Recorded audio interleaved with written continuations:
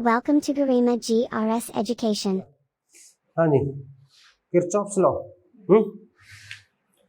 Kirchhoff's law, चलो देख लेते हैं इसको।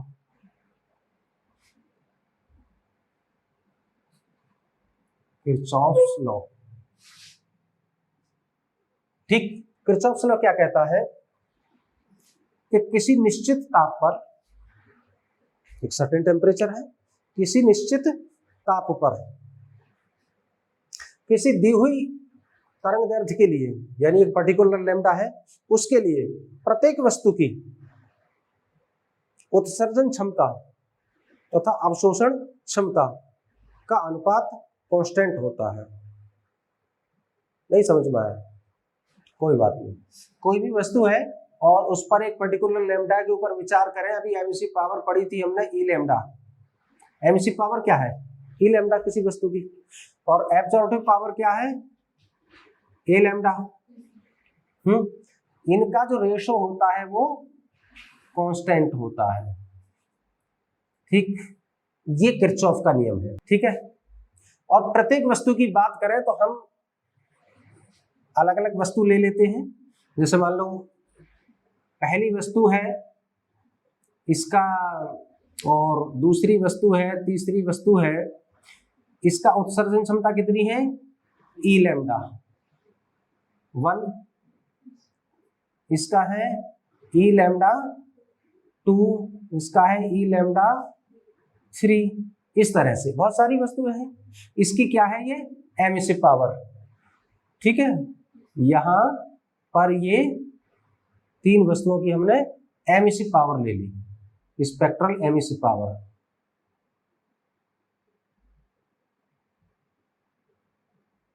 ठीक। और इनकी हम एब्जॉर्प्टिव पावर भी लेते हैं।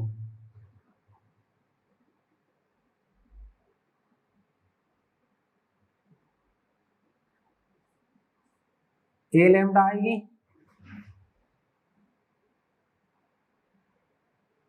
पहली वस्तु का इंडिकेशन ए लैम्डा, दूसरी वस्तु का, और ए लैम्डा तीसरी वस्तु का, ठीक है। तो वो कह रहा है कि निश्चित ताप पर एक कांस्टेंट टेम्परेचर है, तो उस पर सभी वस्तुओं की एमिसिव पावर और एब्जॉर्प्टिव पावर का जो रेशो होता है वो कांस्टेंट होता है। यानी कि E lambda upon A lambda first, या ये मान लीजिए 1 और इसका 1 is equal to E lambda 2 upon A lambda 2 is equal to E lambda 3 upon A lambda 3 बराबर कांस्टेंट, ठीक है।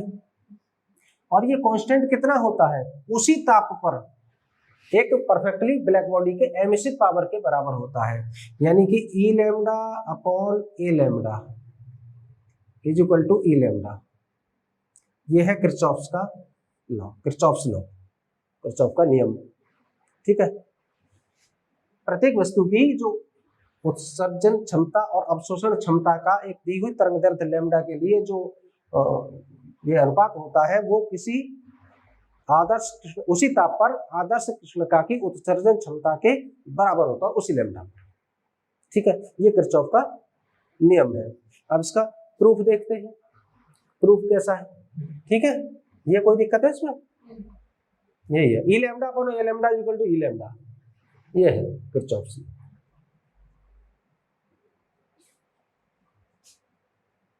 प्रूफ देखते हैं, ठीक है।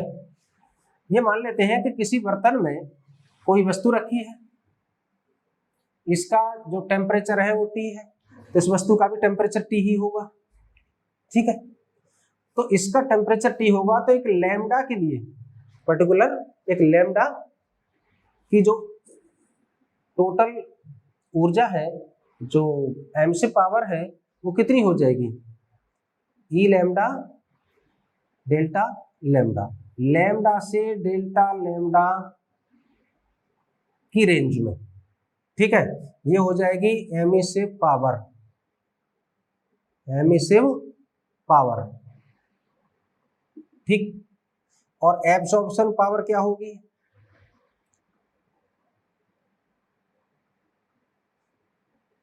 एब्जॉर्प्टिव पावर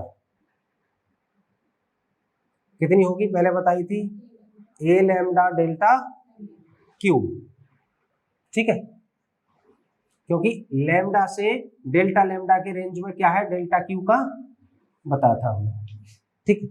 तो ये हो जाएगी एट इक्विलिब्रियम स्टेट।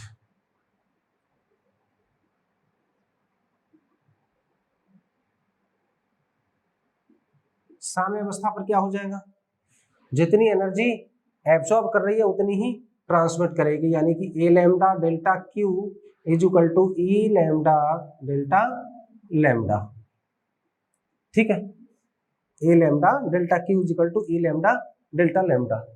अब इसको इक्वेशन फर्स्ट मान लेते हैं। अब for perfectly black body,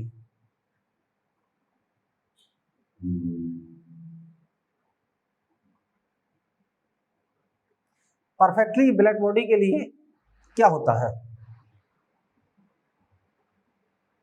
A lambda कितना होता है 1 है, और ई लैम्डा कितना हो जाएगा, ई लैम्डा, परफेक्टली ब्लैक बॉडी यानी आइडियल ब्लैक बॉडी के लिए तो ई लैम्डा करते हैं, ये दोनों वैल्यू उठा गए इक्वेशन फर्स्ट में रख देते हैं, तो कितना हो जाएगा, ए लैम्डा का 1 into delta Q is equal to E lambda into delta lambda, यानी कि delta Q is equal to E lambda delta lambda, equation second, ठीक है।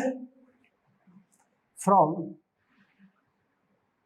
फर्स्ट अपॉन सेकंड, ठीक है, और ये हो जाएगा A lambda delta Q upon delta Q is equal to E lambda, ये वाला E lambda delta lambda upon E lambda delta lambda, ठीक। अरे भाई A lambda delta Q upon delta Q first by second है ना, और E lambda delta lambda upon E lambda delta lambda, तो delta Q से डेल्टा क्यू कैंसिल होगा और डेल्टा लैम्डा से डेल्टा लैम्डा, और ये हो जाएगा, ये कैंसिल ही हो गया पूरा, A lambda is equal to E lambda upon E lambda by cross multiplication करिए इसको, तो हम करते हैं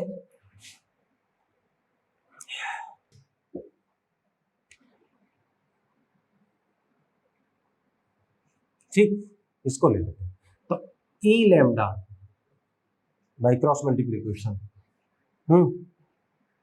इज इक्वल टू क्या हो जाएगा, ए लैम्डा ई लैम्डा, और इसको अपॉन में ले आइए, E lambda upon A lambda is equal to E lambda, ठीक, आ गया किरचॉफ्स लॉ, ठीक। तो ये किरचॉफ्स लॉ का प्रूफ है, सबूत है कि हाँ ये किरचॉफ्स लॉ है, ठीक है। अब इसका थोड़ा इंपॉर्टेंस समझिए,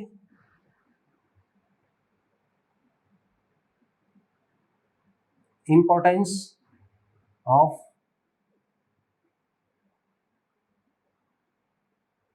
किरचॉफ्स लॉ, ठीक है। इससे निष्कर्ष निकलता है कि अगर कोई वस्तु किसी विशेष वेवलेंथ के विकिरण को एब्जॉर्ब कर रही है, लैम्डा को, ठीक है, बहुत सारे लैम्डा आ रहे हैं, मान लो कि लैम्डा डैश को एब्जॉर्ब कर रही है अपने अंदर, ठीक, तो ये जब उत्सर्जन करेगी तो लैम्डा डैश का ही उत्सर्जन करेगी, ठीक।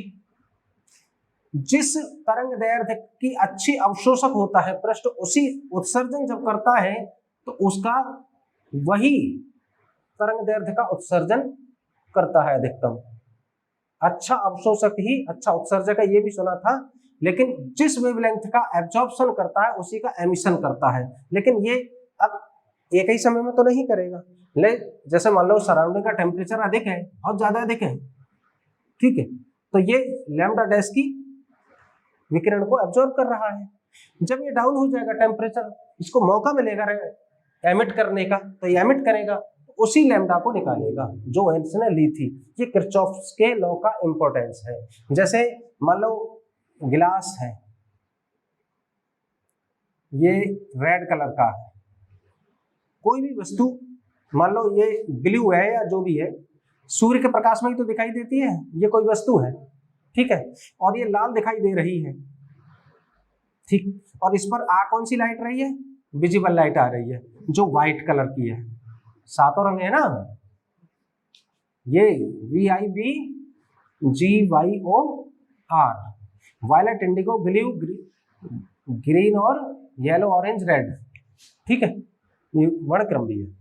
तो इस पर सफेद लाइट आ रही है, यानी कि सातों रंग आ रहे हैं, लेकिन दिख हमें ये लाल ही रही है, और जो काली वस्तु है वो काली ही दिखती है, हरी दिखती है। तभी तो हम कहते हैं कि हरा रंग है या हरी वस्तु है। ये क्यों है ऐसा? ये है सब पर वही प्रकाश आ रहा है। अगर ये रात की बात होती तो न लाल दिखती, न काली दिखती, न कुछ भी नहीं दिखता, बस काला ही दिखता। काला अपने आप में कोई रंग नहीं है, हर रंग की अनुपस्थिति ही काला रंग होती है। तभी तो ब्लैक बॉडी कहा है उसे, कृष्ण का कृष्ण पिंड, जो सारे रंगों को अवशोषित कर लेता है। बात इस बात की है कि हमारी कोई भी वस्तु एक विशेष रंग की क्यों दिखती है, क्योंकि वस्तु पर प्रकाश आता है और वो जिस प्रकाश को रिफ्लेक्ट करती है, सबके सब तो एब्जॉर्ब नहीं कर लेती, ठीक है, सबके सब भी एब्जॉर्ब कर लेती है यदि, तो वस्तु काली दिखती है। वस्तु दिखने का मतलब है कि उससे रिफ्लेक्ट होकर के या उससे उत्सर्जित होकर के हमारी आंख में जो प्रकाश आता है जिस वेवलेंथ का, तो ये लाल रंग की वेवलेंथ का प्रकाश हमारी आंख में आ रहा है। इसका मतलब है लाल रंग को उत्सर्जित कर रही है और लाल को ही एब्जॉर्ब करेगी, गर्म करने पर लाल को ही उत्सर्जित करेगी, वो है। तो कहने का मतलब है कि जिस लैम्डा को वो एब्जॉर्ब करती है गर्म करने पर या समय मिलने पर, जब उसका एमिशन करेगी तो वो लैम्डा का ही एमिशन करेगी जिस वेवलेंथ का। ये किरचॉफ्स के लॉ का इंपॉर्टेंस है, ठीक है। और कोई बात? Kirchhoff's Thank you.